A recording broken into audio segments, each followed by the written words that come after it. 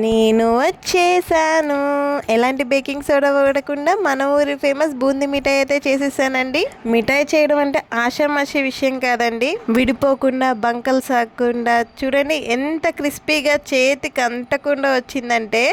చూడండి నేను వన్ హ్యాండ్తో బ్రేక్ చేసేస్తున్నాను, అంత క్రిస్పీగా పర్ఫెక్ట్గా వచ్చిందండి. వీడియో స్కిప్ చేయకుండా చూడండి. స్వీట్ షాప్లో కొనే అవసరం లేకుండా స్వీట్ షాప్ కన్నా కూడా పర్ఫెక్ట్గా మీరైతే మీ ఇంట్లో చేసుకోగలుగుతారు. ముందుగా అయితే స్టవ్ ఆన్ చేసుకుని కడాయి పెట్టుకుని ఇందులోకి డీప్ ఫ్రైకి సరిపడినంత ఆయిల్ని అయితే వేసుకుని ఆయిల్ని హీట్ చేసుకోండి.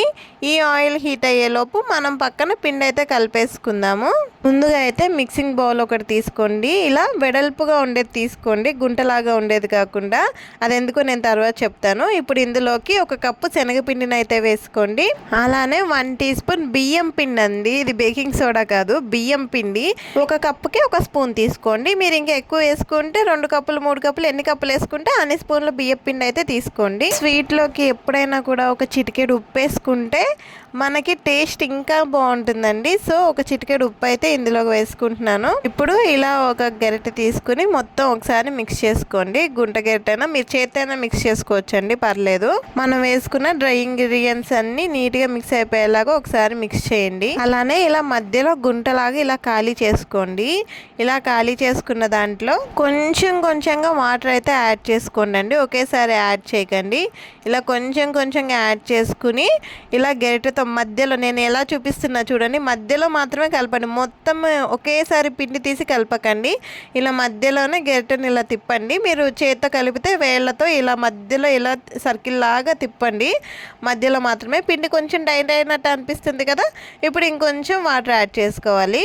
ఇలా వాటర్ కొంచెంగా యాడ్ చేసుకుంటూ మధ్యలో మాత్రమే తిప్పుకుంటూ పిండి మొత్తం కలుపుకోవాలండి. ఈ విధంగా కలపడం వలన పిండిలో మనకి లమ్స్ అన్నవి అస్సలు కట్టవండి, లేకపోతే పిండి ముద్దలుగా కట్టేస్తూ ఉంటుంది.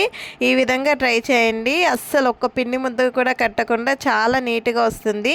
నేను వెడల్పుగా ఉండే గిన్నె అందుకే తీసుకోమన్నానండి కలుపుకోవడానికి. ఇక్కడ చూడండి నేను చూపిస్తున్నా చూడండి, దోశ పిండి కన్నా కూడా కొంచెం పలుచగా ఉండాలండి. ఇది ఇంతకన్నా నీళ్ళు ఎక్కువైనా కూడా నూనె పీల్చేస్తుందండి. సో ఇంతకన్నా ఎక్కువైతే వాటర్ వేయకండి, కరెక్ట్గా ఈ కన్సిస్టెన్సీలో అయితే కలుపుకోండి. ఇదిగోండి మనం డీప్ ఫ్రై కోసం ఆయిల్ అయితే వేట్ చేసుకున్నాం కదండి. ఈ ఆయిల్ ఎలా ఉండాలంటే పొగలు రాకూడదు, కానీ ఆయిల్ హీట్గా ఉండాలి. కొంచెం ఇలా పిండి వేసి చూడండి, పిండి వేయంగానే అసలు కింద పడొద్దండి. బూందీ కనుక కింద పడిందంటే అది అప్పచ్చు అయిపోతుంది, అచ్చులుగా వచ్చేస్తుంది, మనకి బూందీలాగా రాదు. అసలు కిందకి వెళ్ళకూడదు, పైకి వచ్చేసేయాలి. అంత వేడి ఉండాలి. ఆయిల్ ఖచ్చితంగా వేడిగా ఉండాలి, స్టవ్ హై ఫ్లేమ్లో ఉండాలండి. నేనైతే ఇలా చిల్లుల గరిటెను యూస్ చేస్తున్నానండి, ఇదైతే అందరికి అవైలబుల్గా ఉంటుంది కదా, అందుకే దీంతో చూపిస్తున్నాను. గుంట గరిటెతో ఈ విధంగా జస్ట్ ఇలా పోస్తే చాలండి. బూందీ చూడండి మొత్తం ఎలా స్ప్రెడ్ అయిపోతుందో. ఈ చిల్లుల గరిటెని ఒకే దగ్గర పెట్టకుండా ఇలా చూపించినట్టు, నేను వీడియోలో చూపించినట్టు ఈ విధంగా కలుపుకుంటూ అన్ని వైపులా వేయండి, లేదంటే ఒకే దగ్గర ముద్దగా పడిపోతుంది. అలానే మనం బూందీ వేసేటప్పుడు ఎప్పుడు బూందీ గరిటెకి ఆయిల్ కి మధ్య 2 నుంచి 3 ఇంచుల గ్యాప్ అయితే ఖచ్చితంగా ఉండాలండి. అంతకన్నా హైట్ పెట్టారనుకోండి బూందీ తోకల్లాగా పడిపోతుంది. అంతకన్నా కిందకి పెట్టారనుకోండి కిందకి వెళ్ళి అంటుకుపోయి శుద్ధలాగా అయిపోతుంది. సో ఖచ్చితంగా ఈ ఆయిల్కి గరిటెకి మధ్య ఈ గ్యాప్ అయితే మెయింటైన్ చేయండి. బూందీ వేగే అంతసేపు స్టవ్ హై ఫ్లేమ్లోనే ఉండాలండి. హై ఫ్లేమ్లోనే ఇది అయితే బూందీని గోల్డెన్ బ్రౌన్ కలర్ వచ్చే వరకు ఫ్రై చేసుకోండి. అసలు బూందీ చూసారా ఎంత బోల్గా వచ్చిందో. ఇలా రావడానికి బేకింగ్ సోడా వేసేస్తారండి. బేకింగ్ సోడా వేయడం వలన బూందీ నూనె అయితే పీల్చేస్తుందండి. మనం చూసారా బేకింగ్ సోడా వాడకుండానే ఎంత పర్ఫెక్ట్గా అయితే బూందీ చేసుకున్నామో. మరీ మాడనివ్వకండి, మాడితే అదొకలాంటి స్మెల్ వచ్చేస్తుంది, శనగపిండి కదా. సో మరీ ఎక్కువ మాడనివ్వకండి, లైట్గా కలర్ చేంజ్ అయితే సరిపోతుంది. మనం బియ్య పిండి వేసాం కాబట్టి మంచిగా క్రిస్పీగా అయితే వచ్చేస్తాయి. ఇలానే మొత్తం పిండిని ఇలా బూందీలాగా వేసేసుకుని టిష్యూ పేపర్ వేసుకుని పక్కన పెట్టేసుకోండి. ఇప్పుడు పాకం ప్రిపేర్ చేసుకుందామండి. మనం బాదుషాలు, గులాబ్ జాములు వీటికి ముందే పాకం చేసుకుని పెట్టుకుంటాం కదా, దీనికి అలా కాదండి. మనం ముందు ప్రిపేర్ చేసిన తర్వాతే పాకాన్ని అయితే ప్రిపేర్ చేయాలి. ఇది కూడా చెప్పాలా అంటే ఉంటారండి కొంతమంది, అది కూడా తెలియని వాళ్ళు. నేను కూడా అనుకున్నాను పాకం చేసేసుకుందాంలే ముందే అని, అందుకని చెప్తున్నాను.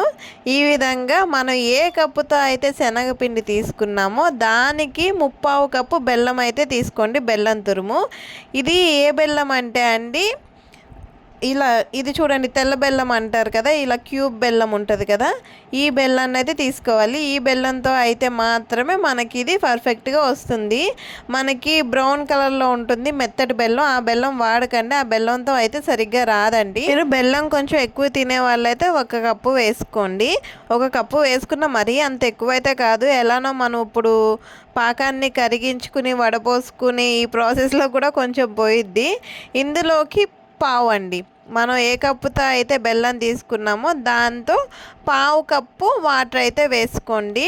జస్ట్ మనకి బెల్లం కరిగితే సరిపోతుంది. ఇంతకన్నా ఎక్కువ నీళ్ళు వేసుకున్నాం అనుకోండి, ఇక అది మనకి పాకం రావడానికి టైం అయితే చాలా ఎక్కువ పట్టేస్తుందండి. ఫస్ట్ అయితే బెల్లాన్ని మంచిగా ఇలా కరిగించుకోండి. జస్ట్ కరిగించండి, స్లిమ్లో పెట్టి కొంచెం లైట్గా హీట్ చేస్తే బెల్లం అయితే కరుగుతుంది. ఇదిగోండి, ఈ విధంగా కరిగిన దాన్ని మనం ఫిల్టర్ చేసేసుకుందాము. ఇప్పుడు బెల్లాన్ని ఒక గిన్నెలో కరిగించుకోండి, పాకం ఒక దాంట్లో పట్టుకోండి. లేదు మేము అదే దాంట్లో పాకం పెట్టుకుంటామంటే మీరు గిన్నె అయితే కంపల్సరీ కడుక్కోవాలండి, లేకపోతే కింద మళ్ళీ అదే ఇసుక అయితే ఉండిపోతుంది. ఇప్పుడు స్టవ్ని లో ఫ్లేమ్లో పెట్టుకుని కలుపుకుంటూ పాకం అయితే పట్టుకోండి. లో టు మీడియం ఫ్లేమ్ అండి, హై ఫ్లేమ్లో అయితే పెట్టకండి, పాకం మాడిపోతుంది, చేదొచ్చేస్తుంది. ఓకే, ఎక్కువ సార్లు మీరైతే చెక్ చేయకండి. ఇక్కడ చూడండి, పాకం ఇలా రెప్ప కొట్టుద్ది అంటే ఆ బబుల్స్ పగులుతూ ఉంటాయండి. ఆ టైం వచ్చిందంటే మీకు పాకం వచ్చినట్లేనండి. ఇప్పుడైతే నేను ఇక్కడ చూపిస్తున్నా చూడండి, ఇలా వాటర్లో వేసి ఒక 2-3 సెకండ్స్ ఆగండి. 2-3 సెకండ్స్ తర్వాత వీటిని ఈ విధంగా అనాలండి. ఒకవేళ ఇది సాగిందనుకోండి మనకి కరెక్ట్గా లేదు అన్నట్టు. కొన్ని సాగిన తర్వాత చూడండి, ఇక్కడ చూడండి, ఇట్లా అంటే ఎలా ఇరుగుతుందో ఇలా ఇరిగిపోవాలండి. ఇలా ముక్కల్లాగా ఆపడు విరిస్తే ఎలా ఇరుగుద్ది అలా విరిగిపోవాలి, అంతేగాని ఇలా వంపినప్పుడు సాగిందంటే పాకం రానట్టు. ఇలా వచ్చిన తర్వాత స్టవ్ని ఆఫ్ చేయకండి, స్టవ్ ఆన్లోనే ఉంచండి. ఇందులోకి మనం నెయ్యిని వేసుకోవాలండి. నెయ్యి మీరు ముందు కూడా వేసుకోవచ్చు, యాక్చువల్గా ముందు వేసుకుంటేనే పాకంలో మంచిగా కలుస్తుంది. నాకు ఇక్కడ పాకం తొందరగా వచ్చేసింది, నేను అందుకని ఇప్పుడు వేస్తున్నాను. అలానే ఇలాచీ పౌడర్ కూడా ఒక 1/4 టీ స్పూన్ ఇలాచీ పౌడర్ కూడా వేసుకుని మొత్తం ఒకసారి బాగా కలుపుకోండి. ఎక్కువ టైం పట్టొద్దండి. వన్స్ పాకం వచ్చిన తర్వాత ఒక 1 మినిట్ పొయ్యి మీద ఉంచినా కూడా పర్లేదు. అలా ఉంచితే ఏంటంటే మనకి చేతికి అంటుకోకుండా ఉంటుందండి. మనం ముందుగానే ప్రిపేర్ చేసి పెట్టుకున్న బూందీని అయితే ఒకేసారి ఇలా పోసేసుకుని స్టవ్ ఆన్లోనే ఉందండి, స్టవ్ ఆన్లోనే ఉంచాను. మనం స్టవ్ ఆపేసినా కూడా ఈ చలికి ఒక్కోసారి గట్టిగా అయిపోద్ది. సో స్టవ్ ఆన్లోనే ఉంచి నేను ఈ విధంగా చూపిస్తున్నాను కదా, ఇలా అయితే మొత్తం బెల్లం అంతా బూందీకి పట్టేలాగా కలిపేసుకోండి. ఈ ప్రాసెస్ అంతా ఫాస్ట్గా చేయాలండి. వన్స్ ఇలా కలిసిపోయిన తర్వాత వెంటనే స్టవ్ ఆఫ్ చేసేయండి. మనం ముందుగానే నెయ్యి అప్లై చేసి పెట్టుకున్న ప్లేట్ ఉంది కదండి, ఆ ప్లేట్లోకి అయితే మొత్తం ఒకేసారి ఈ విధంగా ట్రాన్స్ఫర్ చేసేసి అయితే కొంచెం నెయ్యి రాసుకుని ఇలా స్ప్రెడ్ చేసేయండి. లైట్గా టచ్ చేస్తే చాలండి. వన్స్ పాకం వచ్చి మనం బూందీ వేసిన తర్వాత ప్రాసెస్ అంతా చాలా ఫాస్ట్గా చేయాలండి, స్లోగా చేయకూడదు. ఇది అంత హీట్ అయితే ఉండదండి. లేదు మేము హీట్ పట్టలేము అనుకున్న వాళ్ళు ఏదైనా లోటా కానీ ఏదైనా బాక్స్ ఉంటుంది కదండి, దానికి వెనక ఆయిల్ అయితే రాసేసి దాంతో అయితే ఒత్తేసుకోండి. ఈ విధంగా చూడండి, మంచిగా ఇలా స్ప్రెడ్ చేసేసుకోండి.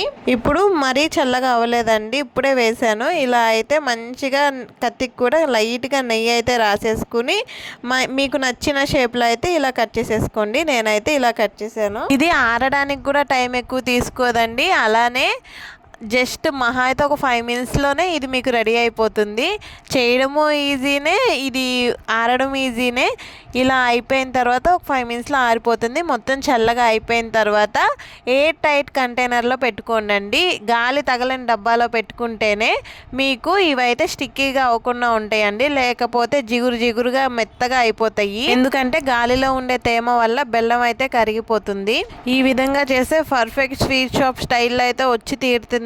ఖచ్చితంగా మీరు కూడా ఒకసారి ట్రై చేసి ఎలా వచ్చిందో నాకైతే కామెంట్ చేసి చెప్పండి. అలానే వీడియో నచ్చితే లైక్, షేర్ అండ్ సబ్స్క్రైబ్ చేసుకోవడం మాత్రం మర్చిపోకండి. Thank you for watching.